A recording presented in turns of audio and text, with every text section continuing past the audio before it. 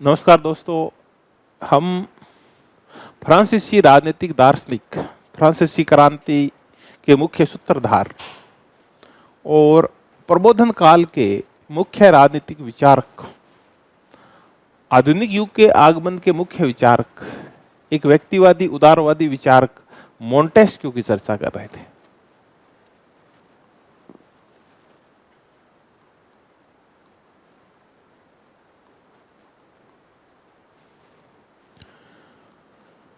Montesquieu की राज्य की उत्पत्ति के विचार, कानून संबंधी विचार, शासन का वर्गीकरण, ये तो हम कर चुके थे। आज हम जो चर्चा आज दो मुद्दों पे चर्चा करेंगे। मोंटेस्क्यू के दो मुद्दे बच गए हैं। एक है स्वतंत्रता संबंधी मोंटेस्क्यू के विचार और दूसरे हैं शक्ति का पृथक्करण, जो मोंटेस्क्यू से अभिन्न रूप से जुड़ा हुआ है। तो पहले जो चर्चा करेंगे वो मोंटेस्क्यू के स्वतंत्रता संबंधी विचार करेंगे। मोंटेस्क्यू ने स्वतंत्रता पे बहुत ज्यादा बल दिया है। इनकी जो पुस्तक है स्पिरिट ऑफ लॉज, इसमें उन्होंने स्वतंत्रता के ऊपर बहुत कुछ लिखा है और उदारवाद और व्यक्तिवाद की पहचान है वो स्वतंत्रता ही है। लॉक और मोंटेस्क्यू जैसे विचारकों के इन्हीं विचारों की वजह से फिर उदारवाद पैदा हुआ, लिबरलिज्म आया। तो लिबर्टी के बारे में मोंटेस्क्यू का एक बड़ा प्रसिद्ध कथन है कि ये श्रेष्ठतम मानवीय अच्छाई है। तो स्वतंत्रता को मोंटेस्क्यू ने श्रेष्ठतम मानवीय अच्छाई कहा। इनके अकॉर्डिंग स्वतंत्रता है क्या? कि जो कार्य हम अपनी इच्छा से कर पाए वो स्वतंत्रता है, और अगर हमारी इच्छा के अकॉर्डिंग हमें कोई कार्य नहीं करने दे तो वो प्रतंत्रता है। तो इन्होंने एक स्वतंत्रता की छोटी सी परिभाषा अगर हम माने तो इसका निष्कर्ष ये है कि अपनी इच्छा के अनुसार कार्य करना स्वतंत्रता है। स्वतंत्रता वही है जिसकी कानून इजाजत देते हैं। तो इसका तात्पर्य हुआ कि विधि के अनुसार व्यवहार करना ही, यानी आप वहीं तक स्वतंत्र है जहां विधियां आपको इजाजत देती है। तो स्वतंत्रता विधि के अनुसार व्यवहार है। अगर आप कानून का उल्लंघन करते हैं तो आपकी स्वतंत्रता के ऊपर आघात पहुंचेगा। तो विधि के अनुसार व्यवहार करना, अपनी इच्छा के अनुसार कार्य करना, लेकिन कौन सी इच्छाएं? जो विधि के साथ अनुसंगी हो, जो कानून के अकॉर्डिंग हो। ये नहीं कि आपकी जो गैर कानूनी इच्छाएं, आपकी इच्छा होगी तो मैं तो किसी को मारूंगा, तो वो स्वतंत्रता नहीं है किसी को मारने की। आपको विधि के दायरे में रहते हुए अपनी इच्छा अनुसार कार्य करना, यह है स्वतंत्रता। इसका तात्पर्य है कि ये जो स्वतंत्रता है ये राजनीतिक स्वतंत्रता है।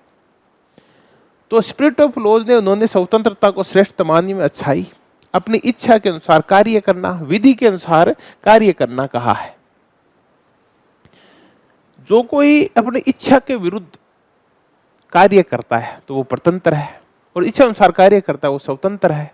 लेकिन क्या यहां स्वतंत्रता अनलिमिटेड है या लिमिटेड है? तो स्वतंत्रता के ऊपर विधि संबंधी बाधा है कि आप कानून से इतर जाके, अलग जाके आप स्वतंत्रता का भोग नहीं कर सकते। आपको कानून के अकॉर्डिंग ही काम करना पड़ेगा। तो ये असीमित स्वतंत्रता नहीं है, बल्कि एक सीमित स्वतंत्रता है जो विधि के दायरे में ही रहती है। मोंटेस्क्यू ने दो प्रकार की स्वतंत्रताएं बताई। यहां से क्वेश्चन आ सकता है कि मोंटेस्क्यू ने कितने प्रकार की स्वतंत्रता बताई है? तो मोंटेस्क्यू ने दो प्रकार की स्वतंत्रता बताई है।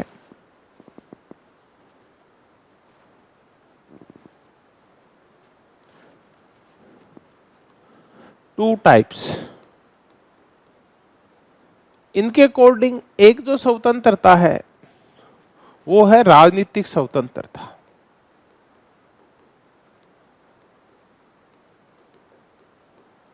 और दूसरी है वो है नागरिक स्वतंत्रता।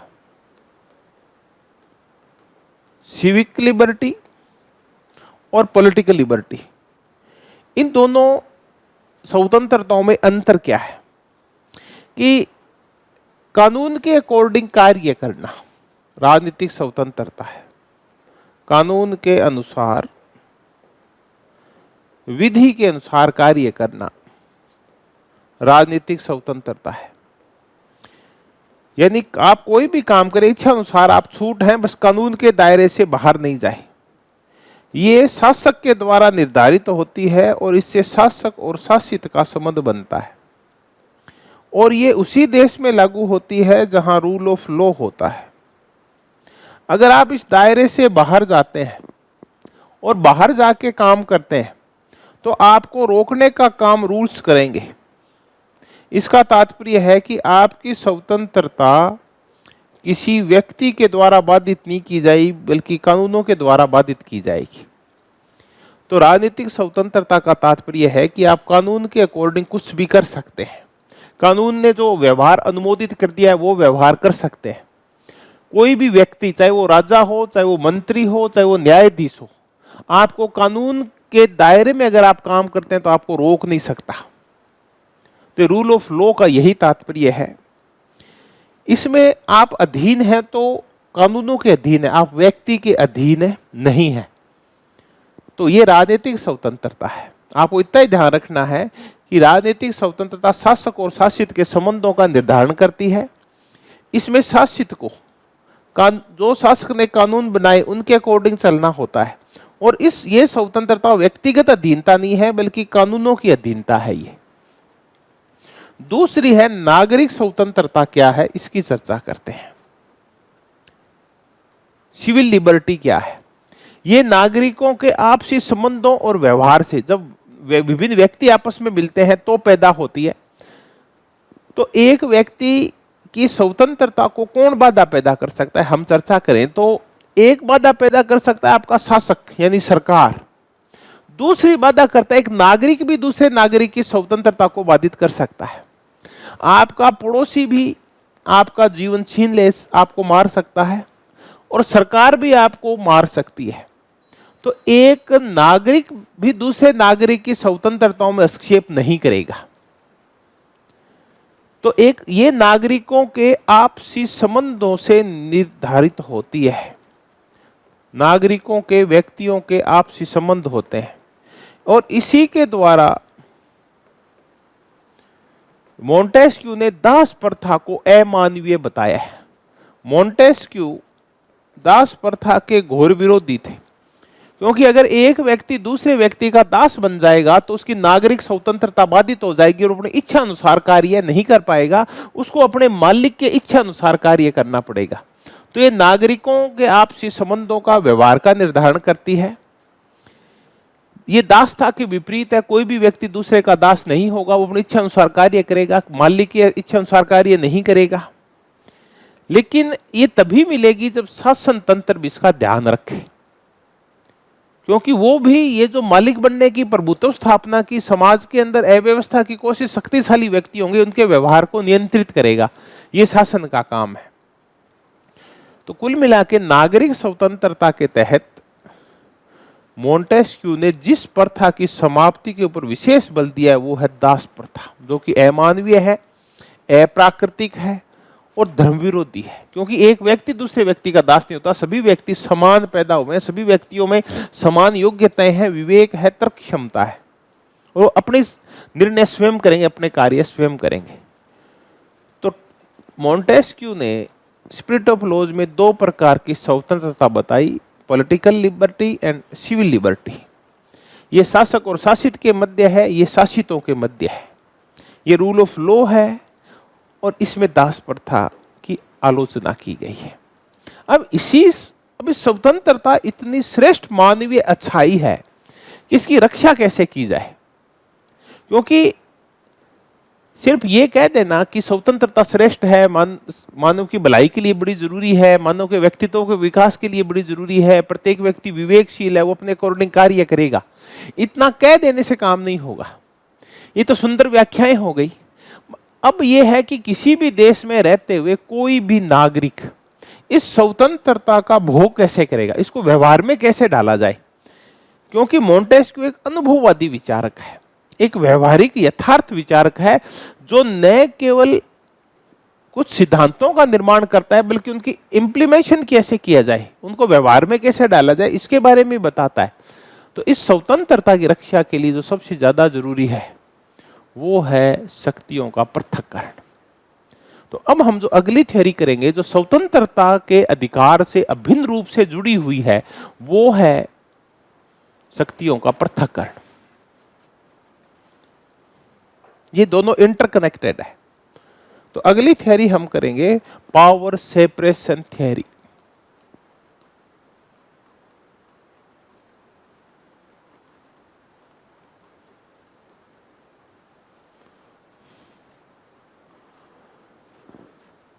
पावर सेपरेशन थ्योरी यूं तो अरस्तु के टाइम से ही चली आ रही है।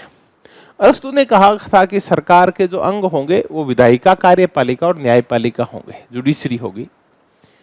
उसके बाद जब आधुनिक युग आया तो लोक ने भी इसके ऊपर बल दिया। लेकिन ये जो सिद्धांत अभिन्न रूप से जुड़ा हुआ है, ये मोंटेस्क्यू के साथ जुड़ा हुआ है। फाइनर ने ये कहा कि जो पावर सेपरेशन है वो मोंटेस्क्यू की देन है, क्योंकि मोंटेस्क्यू ने इसकी सर्वोच्च व्याख्या कर दी कि है क्या दरअसल पावर सेपरेशन। अब हम इस पावर सेपरेशन को समझने की कोशिश करते हैं। फाइनर के अकॉर्डिंग जब तक ये दोनों भी के मोंटेस्क्यू की देन है, इनका यह कहना है कि जब तक आधुनिक युग में स्वतंत्रता की अवधारणा का विकास नहीं हुआ था,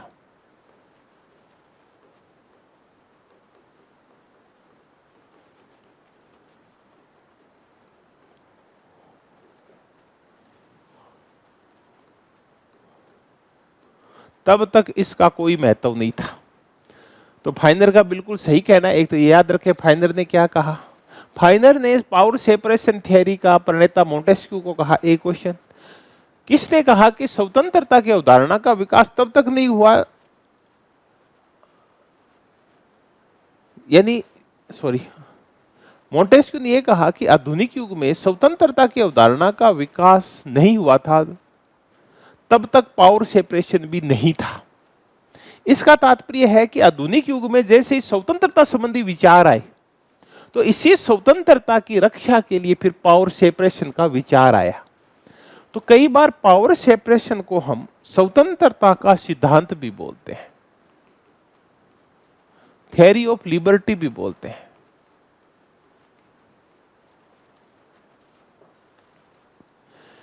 क्योंकि मोंटेस्क्यू ने सबसे ज्यादा बल दिया वो स्वतंत्रता पे दिया है, और इस स्वतंत्रता की रक्षा तभी हो सकती है जब पावर सेपरेशन हो। तो अगली हम जो चर्चा करेंगे वो पावर सेपरेशन के ऊपर करेंगे। पावर सेपरेशन का तात्पर्य ये है कि सरकार के 3 अंग हैं,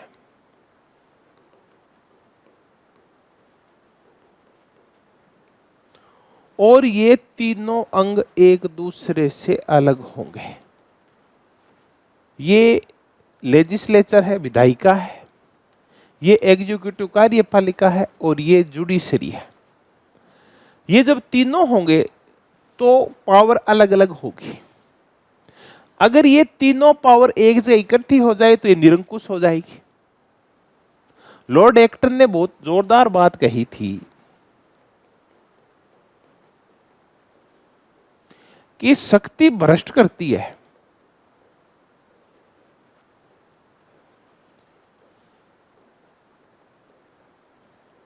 और अति शक्ति अति भ्रष्ट करती है। ये लाइन बहुत ही आती है, ज्यादा शक्ति ज्यादा भ्रष्ट करती है।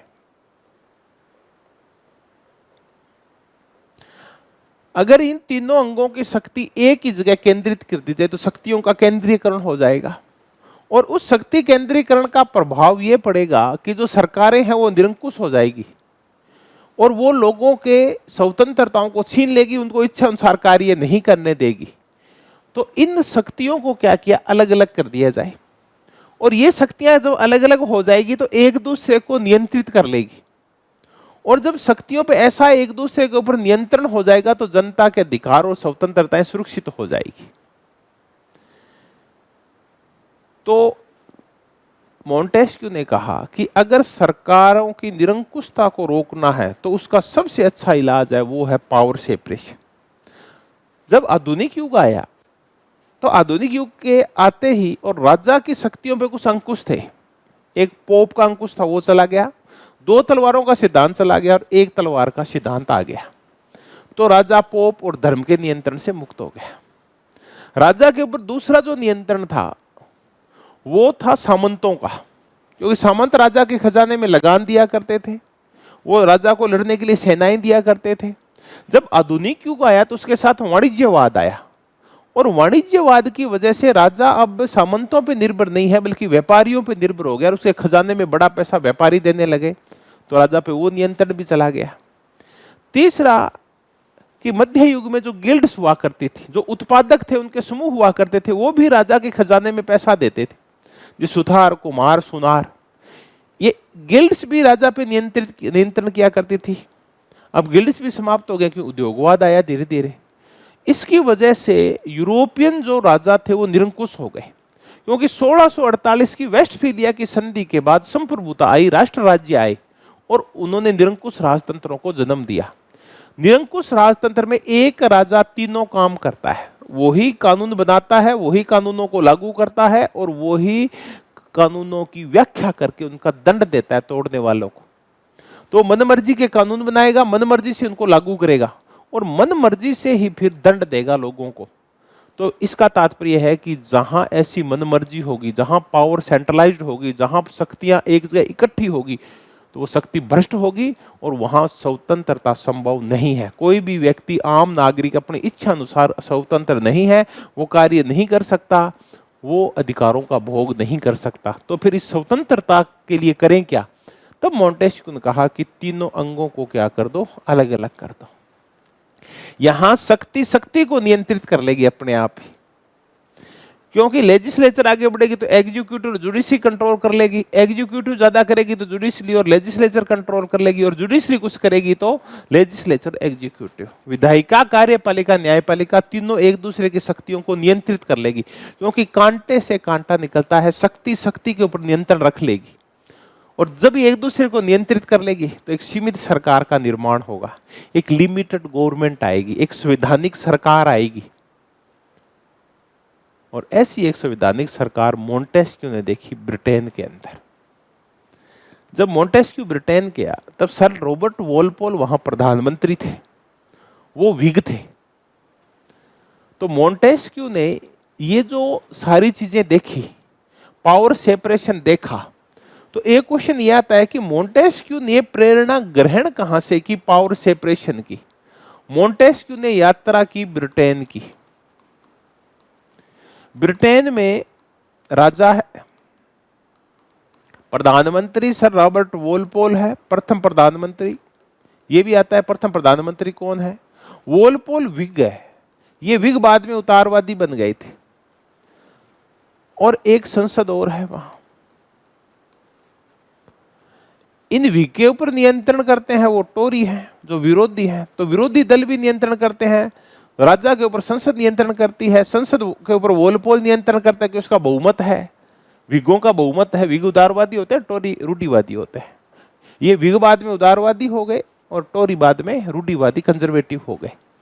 तो उसने देखा ब्रिटेन में संसद, सर रॉबर्ट वॉलपोल, व्हिग, उसकी दल और इसकी कैबिनेट और राजा, तीन शक्तियां, तीनों एक दूसरे को नियंत्रित करती है। और उसने देखा कि ब्रिटेन के लोग बहुत ही स्वतंत्रता का भोग कर रहे हैं, आजादी का भोग कर रहे हैं, अधिकारों का भोग कर रहे हैं। और वहां 1689 में जो चार्टर ऑफ राइट्स आया था, अधिकार पत्र आया था, उसके बाद से वहां लोग कितनी स्वतंत्रता को भोग कर रहे हैं, क्योंकि उसके बाद राजा की शक्तियों पे अंकुश लगा दिया गया 1688 की क्रांति के बाद।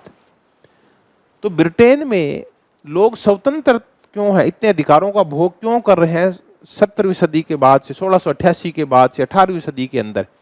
तो इसकी यात्राओं से ये ने देखा, क्योंकि ये तो 18वीं सदी की चर्चा कर रहे हैं, कि 1688 की क्रांति के बाद वहां सीमित राजतंत्र आया, यानी राजा की शक्तियां सीमित कर दी गई। वहां संवैधानिक राजतंत्र आया। संवैधानिक राजतंत्र है कि कानून और विधियों के द्वारा नियंत्रित राजतंत्र, और वहां संविधानवाद आया।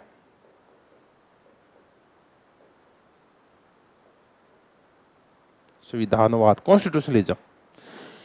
इसका मतलब है कानून महत्वपूर्ण है, सरकारें कानून से नियंत्रित है, प्रत्येक व्यक्ति कानून के नियंत्रणाधीन है, कोई कानून से बड़ा नहीं है।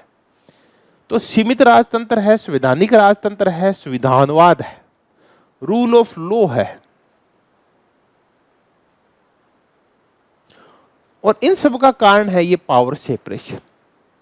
और इन सब की वजह से वहां जनता बहुत ही आजाद है, क्योंकि राजा की शक्तियां नियंत्रित हो गई है, कानून महत्वपूर्ण हो गए हैं, कोई कानूनों से बड़ा नहीं है, चाहे राजा ही क्यों ना हो। तो ये सब पावर सेपरेशन की वजह से हुआ। तो ये जो मोंटेस्क्यू था, इसने जो प्रेरणा ग्रहण की वो ब्रिटेन से ग्रहण की, और इसने कहा कि अगर किसी भी देश में निरंकुश राजतंत्रों पे अंकुश लगाना है, और उन पे जब राजाओं पे अंकुश लगेगा तो ही जनता स्वतंत्र हो पाएगी, क्योंकि निरंकुशता और स्वतंत्रता आपस में नहीं चल सकती। तो जनता को जितने अधिकार देने हैं, राजा के अधिकार उतने ही कम करने पड़ेंगे, तभी जनता को अधिकार मिलेंगे। तो उसने ब्रिटेन के उदाहरण के ऊपर फिर जब ब्रिटेन से आए तो काफी समय तक गहन अध्ययन करने के बाद फिर उन्होंने 1648 में लिखी, 1748 में स्पिरिट ऑफ लॉज। और इस स्पिरिट ऑफ लॉज था, इस स्पिरिट ऑफ लॉज में जो इसका 11वीं पुस्तक का अध्याय 6 था, उसमें इसका वर्णन किया इन्होंने, द स्पिरिट ऑफ लॉज। इसकी 11वीं पुस्तक, ये कई भागों में है, और इसका 11वीं पुस्तक का अध्याय 6, ये भी याद कर लेना। इसमें उन्होंने पावर सेपरेशन थ्योरी दी है। फाइनर ने कहा कि ये प्रणेता है, और पावर सेपरेशन तभी आया जब स्वतंत्रता आई। तो ये स्वतंत्रता की रक्षा करने वाला सिद्धांत है पावर सेपरेशन। मोंटेस्क्यू ने कहा कि शक्ति को नियंत्रित करेगी। जब ये नियंत्रण हो जाएगा तो, क्योंकि अलग अलग शक्तियां हैं, पावर सेपरेशन हो गई है, पावर अलग अलग हो गई है, शक्तियों का पृथक्करण हो गया है, तो शक्ति को नियंत्रित करेगी। इसलिए क्या करना पड़ेगा पावर सेपरेशन के तहत? तो मोंटेस्क्यू ने 4 बातें कही कि करना क्या है पावर सेपरेशन के तहत।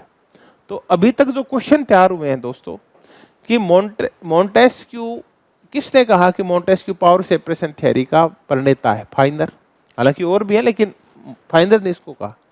किसने कहा कि जब तक स्वतंत्रता नहीं आई थी तब तक शक्ति पृथक्करण भी नहीं आया था, स्वतंत्रता की वजह से शक्ति पृथक्करण पैदा हुआ?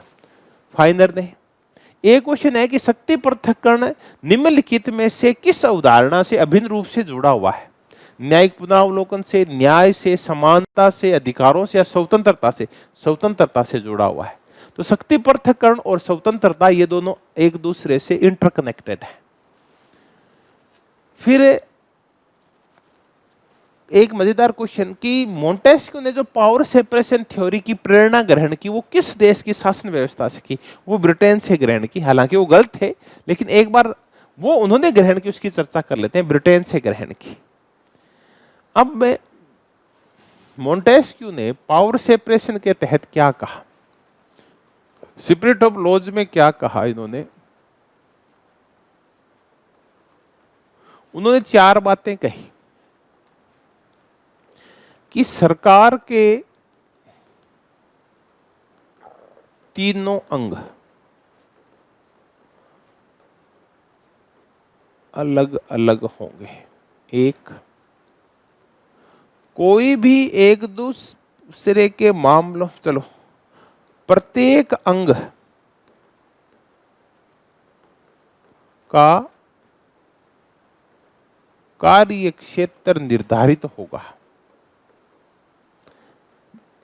निर्धारित का तात्पर्य है विधायिका केवल कानून बनाएगी, कार्यपालिका केवल बने हुए कानूनों को लागू करेगी और न्यायपालिका सिर्फ उन कानूनों की व्याख्या करेगी।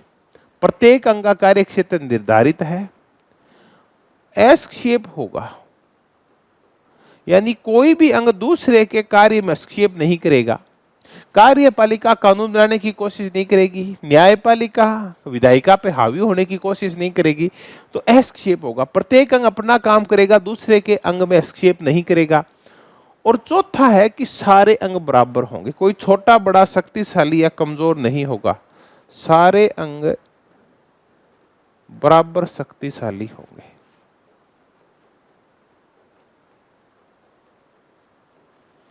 तो ये था सरकार के 3 अंग, प्रत्येक का अलग अलग कार्य क्षेत्र, वो भी निर्धारित बिल्कुल, कोई एक दूसरे हस्तक्षेप नहीं करेगा और सारे अंग बराबर शक्तिशाली होंगे। ये 4 विशेषताएं शक्ति पृथक्करण की जो मोंटेस्क्यू ने बताई है, यहां से क्वेश्चन आ सकता है। अब मोंटेस्क्यू ने कहा कि अगर ये नहीं हो तो क्या हो, तो वो उसने कहा कि दो अंग मिला के देखें अपन,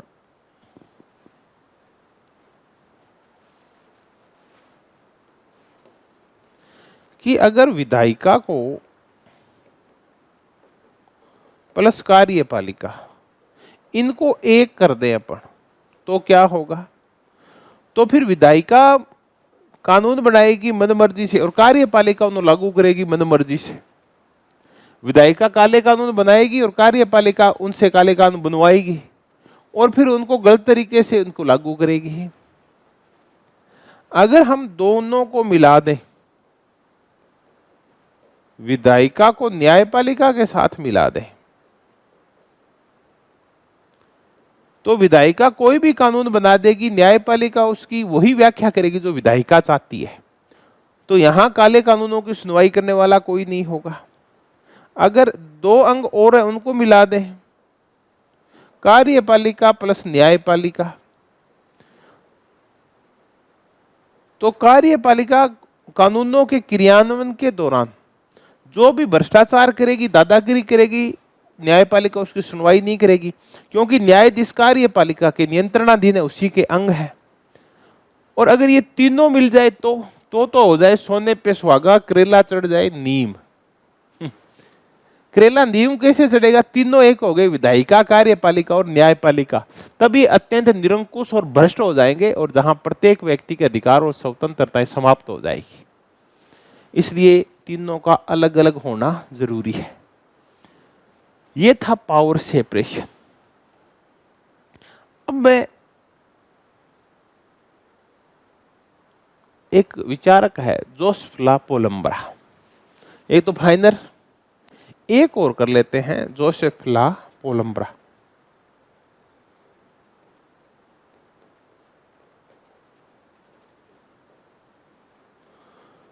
इनका यह कहना है कि अगर आपको शक्तियों का मनमाना प्रयोग है, उसके दुरुपयोग से बचना है, शक्ति के मनमाने प्रयोग से, शक्ति के दुरुपयोग से बचना है, तो इसका रास्ता क्या है।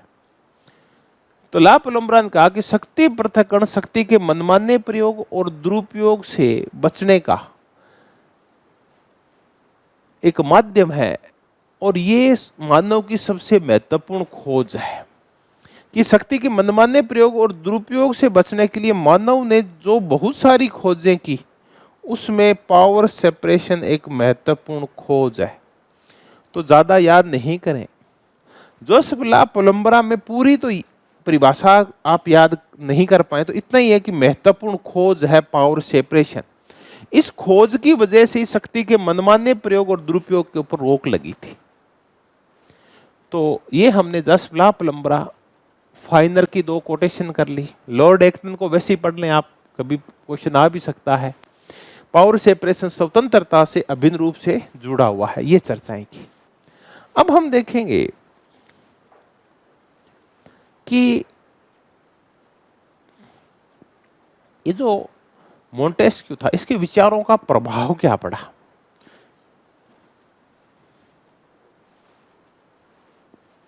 प्रत्येक वो देश जहां लोकतंत्र है, जहां मानव अधिकार है, जहां सीमित सरकारें हैं, वहां मोंटेस्क्यू की छाया, मोंटेस्क्यू के विचारों का प्रभाव, उसके शक्ति पृथक्करण और स्वतंत्रता संबंधी विचारों का प्रभाव अवश्य है। आप कहीं भारत में है क्या? हाँ, भारत में है। हालांकि वैसा नहीं है जैसा मोंटेस्क्यू का, फिर भी है।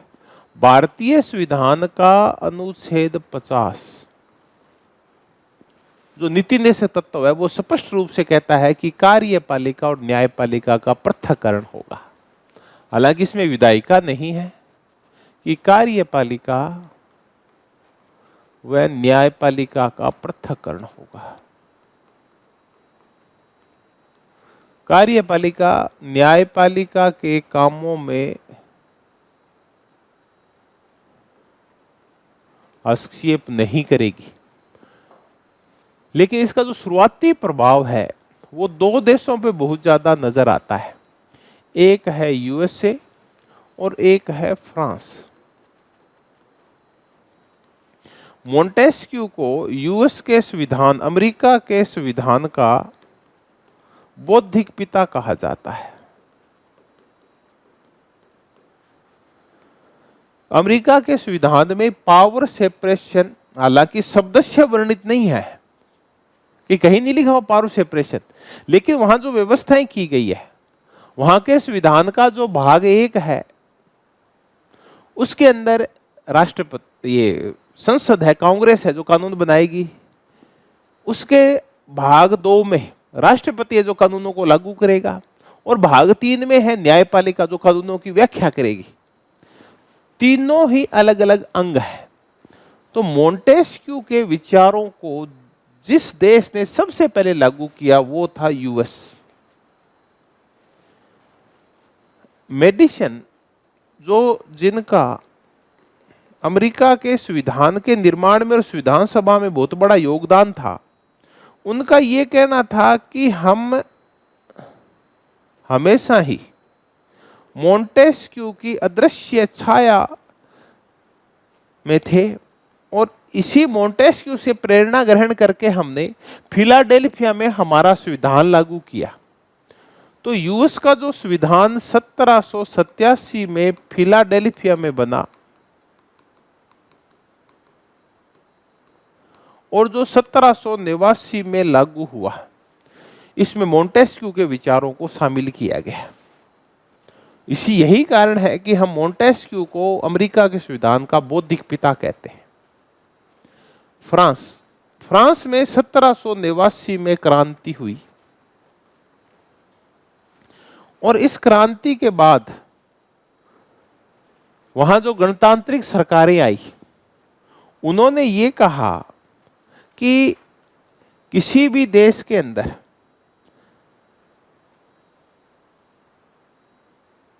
जब तक ऐसी सरकार नहीं होगी जहां पावर अलग अलग होगी, वहां जनता को अधिकार नहीं होंगे। तो फ्रांस की 1789 की क्रांति और अमेरिका का 1789 का संविधान जो लागू हुआ 1789 में, फिलाडेल्फिया का संविधान, वो दोनों मोंटेस्क्यू से बहुत ज्यादा प्रभावित है। तो हमने देखा कि हर एक लोकतांत्रिक देश में जहां जनता को स्वतंत्रताएं हैं, अधिकार है, वहां सीमित सरकारें हैं, और उन सीमित सरकारों के लिए जरूरी है शक्तियों का पृथक्करण, चाहे वो किसी रूप में हो, चाहे वो कम हो या ज्यादा हो, चाहे वो किसी रूप में जाना जाए, चाहे वो पूर्ण नहीं हो, फिर भी थोड़ा बहुत शक्ति पृथक्करण पाया जरूर जाता है, ताकि शक्तियां एक हो कि निरंकुश नहीं हो जाए और जनता के अधिकार नहीं छीन ले।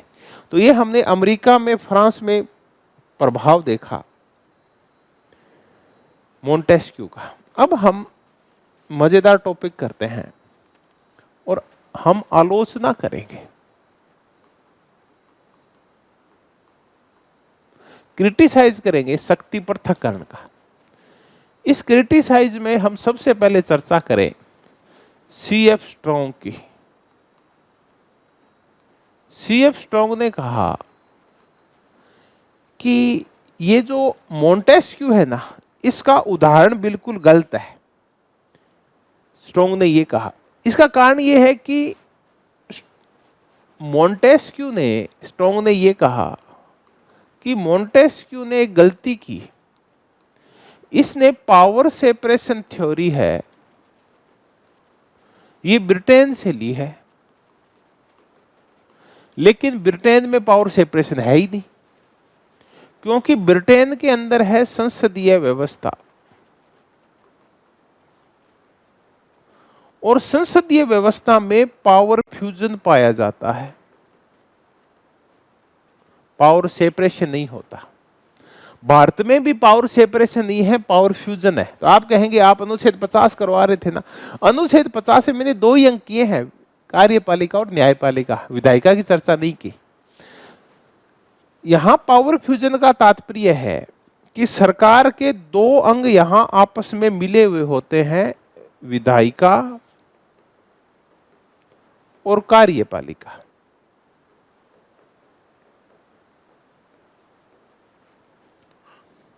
ये दोनों अंग आपस में मिले हुए हैं, विधायिका और कार्यपालिका। अब आप मिले हुए कैसे हैं? क्योंकि संसदीय देशों के अंदर, जैसे अपने देश के अंदर, कार्यपालिका कैसे बनती है? कार्यपालिका वही बनती है प्रधानमंत्री और मंत्री, यानी कैबिनेट। बताओ संसदीय व्यवस्था में कैबिनेट कैसे बनती है? जिसके पास विधायिका में बहुमत हो, और कार्यपालिका के सदस्य विधायिका के सदस्य होते हैं अनिवार्य रूप से। अगर आप विधायिका के सदस्य नहीं है लेकिन मंत्री बन गए हैं तो आपको एमपी या एमएलए बनना पड़ेगा। तो यहां पावर फ्यूजन पाया जाता है, यहां विधायिका और कार्यपालिका अभिन्न रूप से जुड़ी हुई होती है, और कार्यपालिका विधायिका के प्रति उत्तरदायी और होती है। अगर कार्यपालिका सही से काम नहीं करती तो विधायिका उसको अविश्वास प्रस्ताव पारित करके हटा भी सकती है। तो ये कार्यपालिका विधायिका उत्तरदायी है, इसी से बनती है। एमपी एमएलए का विधायिका का सदस्य होना, संसद का या विधानसभा का सदस्य होना जरूरी है। तो स्ट्रोंग ने कहा कि मोंटेस्क्यू ने गलत उदाहरण ले लिया ब्रिटेन का। ब्रिटेन में तो पावर सेपरेशन है नहीं, वहां तो पावर फ्यूजन है, वहां तो शक्ति संलयन है, शक्तियां मिली हुई है, अलग अलग नहीं है। तो मोंटेस्क्यू ने चाहे उदाहरण कहीं का लिया होगा, मोंटेस्क्यू के मरने के बाद इस उदाहरण को लागू जो किया ना, वो किया अमेरिका ने। तो कुल मिला के है कि जो पावर सेपरेशन वास्तव में पाया जाता है ना, वो किस व्यवस्था में पाया जाता है? अध्यक्षात्मक व्यवस्था में। यहां विधायिका, कार्यपालिका और न्यायपालिका तीनों पूर्णतः अलग होती है।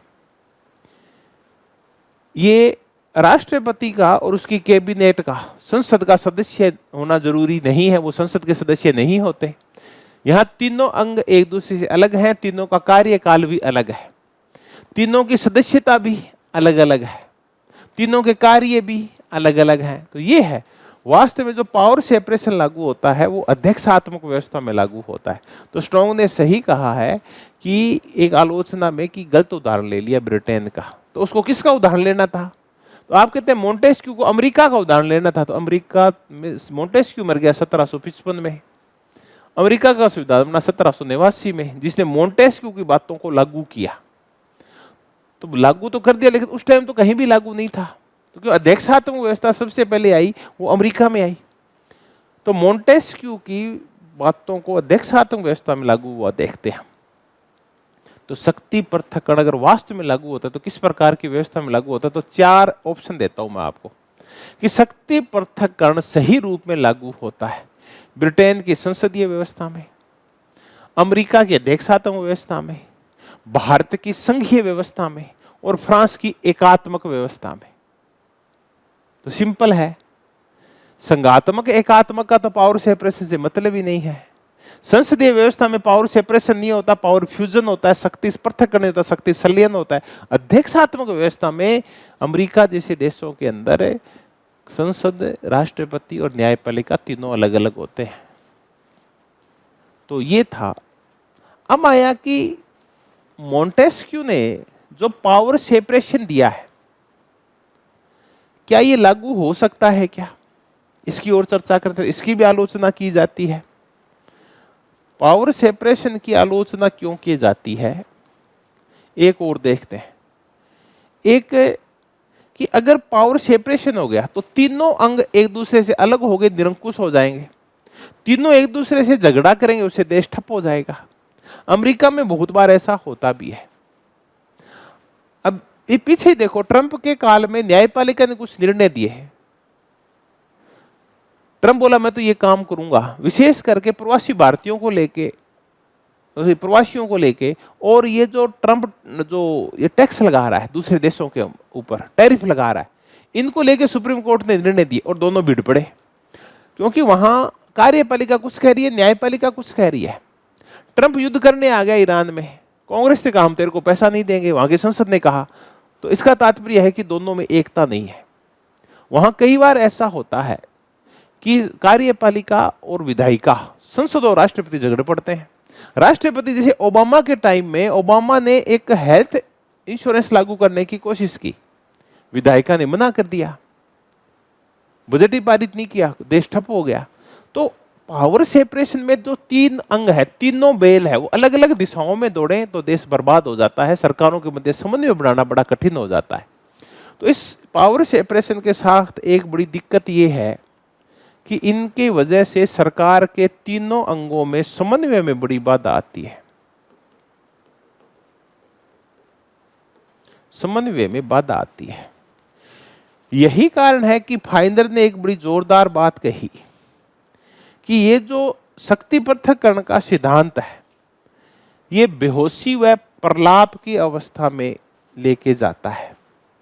तो फाइनर ने जो सरकारें ठप होती है, उसी लिए कहा कि आप याद रखना कि किसने कहा कि शक्ति पृथक्करण का सिद्धांत बेहोशी व प्रलाप की अवस्था में लेके जाता है।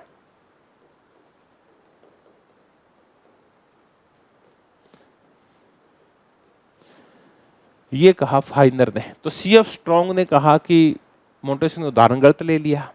फाइनर ने कहा कि ये बेहोशी और प्रलाप की अवस्था में लेके जाता है। अब कुछ और आलोचनाएं करते हैं।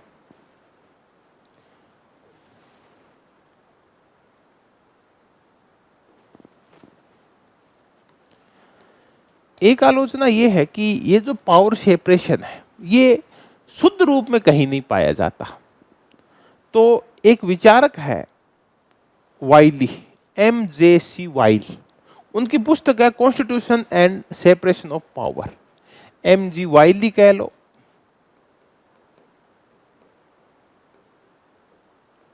वाइली,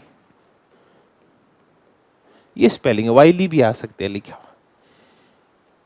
इनकी एक पुस्तक है कॉन्स्टिट्यूशनलिज्म। कॉन्स्टिट्यूशनलिज्म का है सीमित सरकार एंड सेपरेशन ऑफ पावर।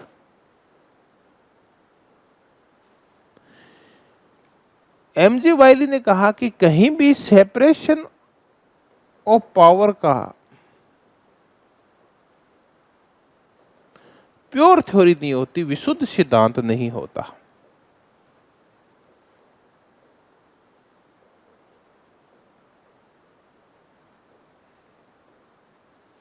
यानी शक्ति पृथक्करण को पूर्णतः लागू नहीं किया जा सकता। यह क्वेश्चन बहुत आता है दोस्तों कि पावर सेपरेशन के विशुद्ध सिद्धांत कहीं नहीं पाया जाता। Pure theory of power separation की आलोचना किसने की है? MJC वाइली ने। तो ये pure theory of power separation. हम एक और चर्चा करते हैं, प्योर थ्योरी ऑफ पॉलिटिक्स। ये वोइगलिन की किताब है। एक प्योर थ्योरी ऑफ लॉ है हंसजे केल्सन की। तो आप तीन चीजों को याद कर रहे हैं, आप बाई चांस मिलान करना आ जाए, तीनों में प्योर थ्योरी है। Pure theory of politics, pure theory of politics, राजनीति का विशुद्ध सिद्धांत।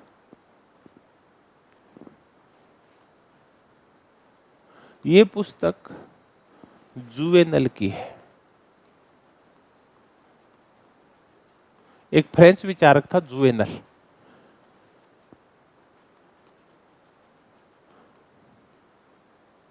प्योर थ्योरी ऑफ लॉ, विधि का विशुद्ध सिद्धांत।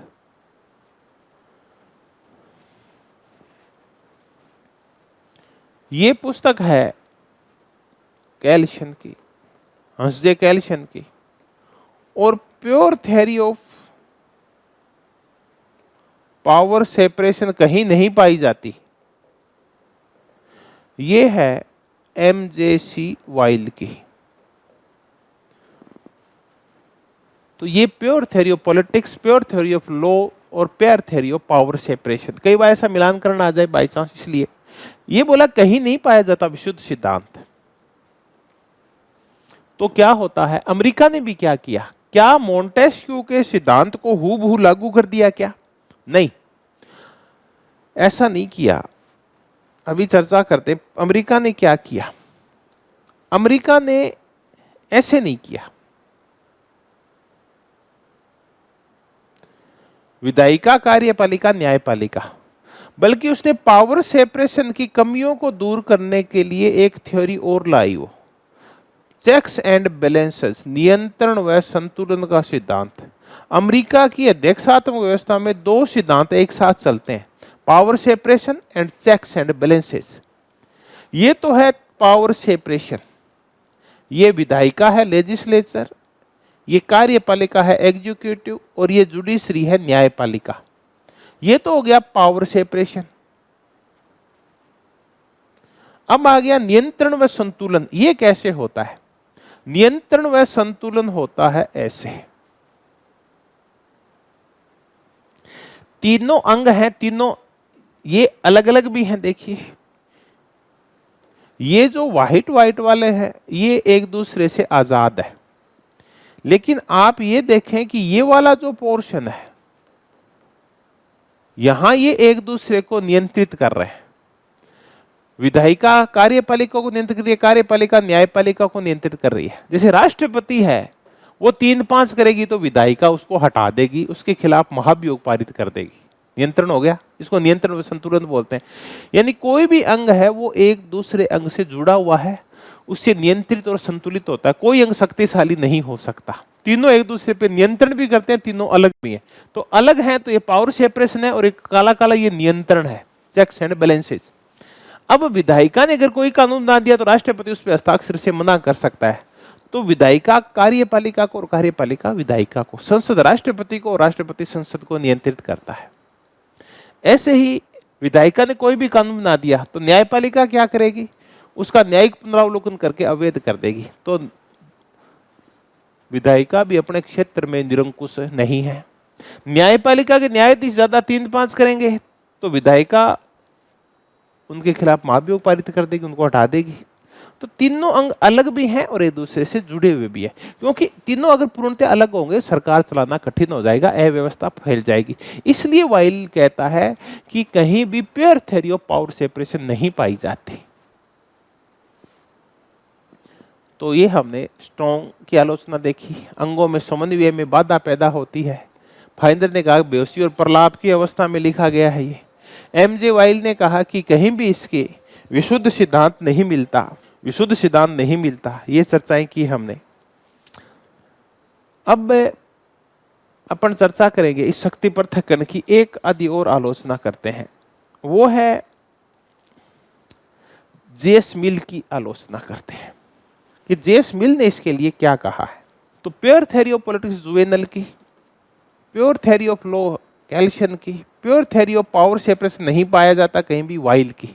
तो ये तो हमने आलोचना ही की कि मोंटेस्क्यू के आलोचनाएं सीएफ स्ट्रॉन्ग ने ब्रिटेन को लेके की, फाइंदर ने इसको बेहोशी और प्रलाप की अवस्था कहा। एमजे वाइल ने कहा अपनी पुस्तक कॉन्स्टिट्यूशनलिज्म एंड पावर सेपरेशन के अंदर कि कहीं भी इसका विशुद्ध सिद्धांत नहीं पाया जाता, इसीलिए अमेरिका ने क्या कर रखा है, नियंत्रण और संतुलन का एक सिद्धांत और निर्मित कर रखा था इस पावर सेपरेशन को बैलेंस करने के लिए। अब अपन नेक्स्ट करते हैं, हम 2-3 विचार को और करते हैं। हम लोस्की की चर्चा करें। लोस्की ने क्या कहा? लोस्की ने कहा कि यह कहा जाता है कि स्वतंत्रता की जो शर्त है वो पावर सेपरेशन है। बोला ये गलत है। स्वतंत्रता की अनिवार्य शर्त है सतत चौकसी। अगर नागरिक सोए हुए हैं, आलसी हैं, थके हारे हैं, उनमें सरकार की खिलाफत करने की इच्छा शक्ति का अभाव है, तो कितना ही पावर सेपरेशन कर दो, नागरिक स्वतंत्र नहीं होंगे। जिस देश के लोग सक्रिय हैं, सहभागी हैं, एक्टिव हैं, तार्किक हैं और पार्टिसिपेशन करते हैं सरकार के कामों में, वहीं स्वतंत्रता आ सकती है। पावर सेपरेशन एक निरूढ़ी है, एक मिथक है। ब्रिटेन में पावर सेपरेशन नहीं है, फिर भी वहां के लोग बहुत ज्यादा स्वतंत्र हैं। नॉर्वे में पावर सेपरेशन नहीं है, फिर भी वहां के लोग बहुत ज्यादा स्वतंत्र हैं। अमेरिका में ट्रंप जैसे लोग हर किसी को दबा देते हैं। तो पावर सेपरेशन लॉस की कहते हैं, कोई अनिवार्य शर्त नहीं है स्वतंत्रता की। इसका मतलब ब्रिटिश जो विचारक है उसकी आलोचना करते हैं। एक और विचारक है जिनकी चर्चा करें, वो है जेस मिल, जॉन स्टुअर्ट मिल। उनका क्या कहना है? जेस मिल का ये कहना है कि दो चीजें हैं, क्योंकि जेस मिल उपयोगितावादी हैं।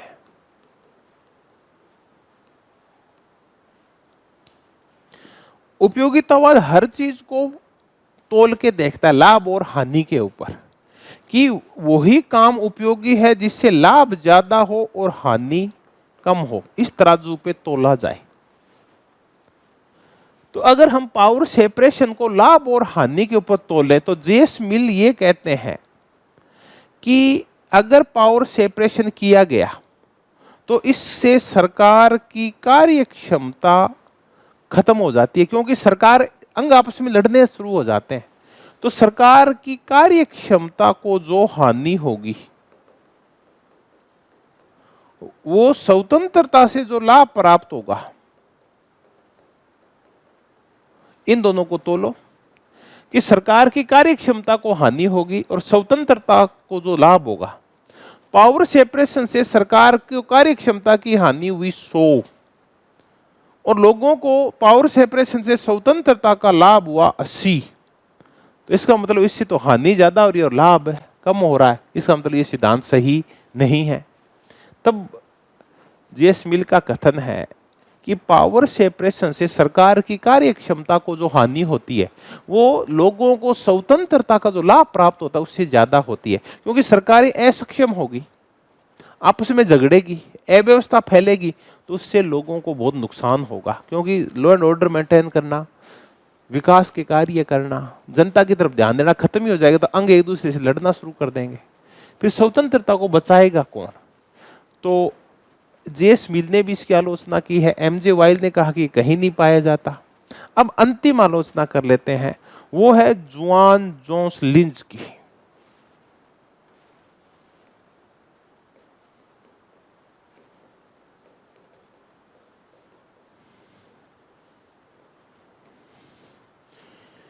इन्होंने कहा कि पावर सेपरेशन में जो सबसे बड़ी कमी पाई जाती है, वो कमी ये पाई जाती है कि ये जो दोहरी लोकतांत्रिक वैधता है,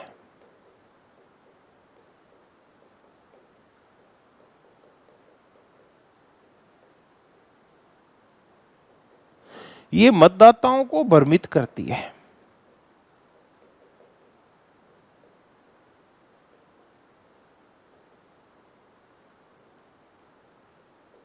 इसकी चर्चा करते हैं। संसदीय व्यवस्था में लोकतांत्रिक वैधता है, वो कैसे होती है? संसदीय व्यवस्था में